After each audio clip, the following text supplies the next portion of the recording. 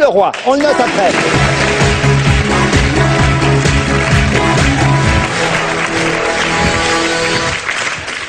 Bonsoir. Alors, moi, on m'a demandé de traiter le sujet de frères qui s'affrontent. Sauf que j'ai un souci, c'est que mon frère m'a lâché au dernier moment. Donc, bon, je vous rassure, je vous ai quand même ramené mon demi-frère. Bonsoir, bonsoir, bonsoir. On est à la télé, on peut dire ce qu'on veut. Ouais. Le 11 septembre, c'est du bidon. Non mais attends, on t'a dit on reprend pas les vannes à billard. Ah non mais c'est pas possible, essaye de trouver autre chose. Ouais, Sarkozy. Chut, t'es sur France 2. Alors, comment le public de merde ce soir. Non mais attends, ouais, j'ai des super bonnes vannes sur les frères. Hein. Oui, comme celle sur les présidentielles où ce sera les frères Bogdanov. Et ce sera quoi leur slogan? Jamais nous ne mentons. Non mais attends, celle-là elle est pas terrible, tu pourras en trouver une autre. Ouais, j'en ai une. Alors, c'est un jumeau polonais qui découvre l'avion pour la première fois et il est revenu emballé, hein. Ouais. Dans 3 petits sacs. Mais bon... De quoi? T'as des trous de texte, c'est ça?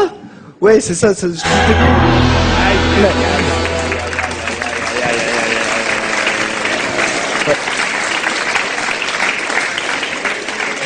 Christine et Jean ont appuyé sur le buzzer. Je vais être honnête, j'allais pas tarder à le faire. Hein. Je vous laissais encore une chance, mais Caroline aussi. Oui, c'est parce que vous avez quelque chose de tellement touchant humainement, que j'avais pas envie d'aller appuyer, mais... Christine d'abord. Attends, d'abord, à l'écran, ça peut le faire.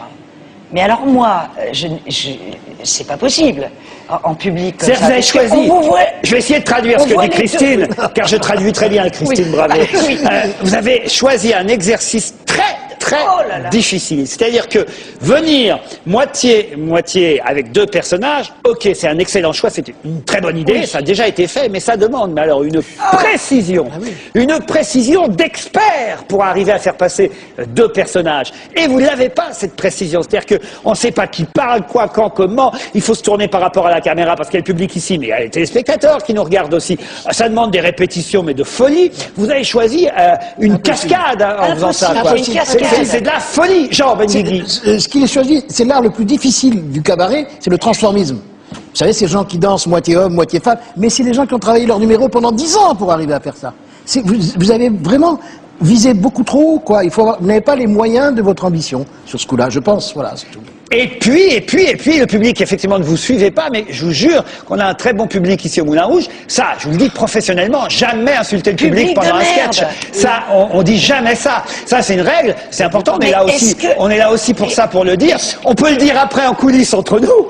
Mais oui, non, mais il faut être honnête. Entre artistes, tous les artistes, on va pas mentir, tous les artistes, quand ils sortent de scène, qu'est-ce qu'ils se disent quand ils succèdent dans un cabaret? Ils disent, alors, comment ils étaient ce soir? Ah, bah, ce soir, ils étaient comme ça. Ah, ce soir, ils étaient bons, le public. Ah, bah non, ils étaient à chier. Ça arrive, c'est comme ça. Mais ça se dit entre tout, comme dans une entreprise, comme entre collègues de travail. Mais jamais dire à un public qu'il n'est pas bon. Grosse erreur, camarades. Vous pouviez pas les rattraper après. Donc on a vraiment abrégé votre souffrance en appuyant sur un bouton. Ça, c'est vraiment la leçon que vous devez retenir. Hein, je vous le dis, hein, vraiment, c'est très important.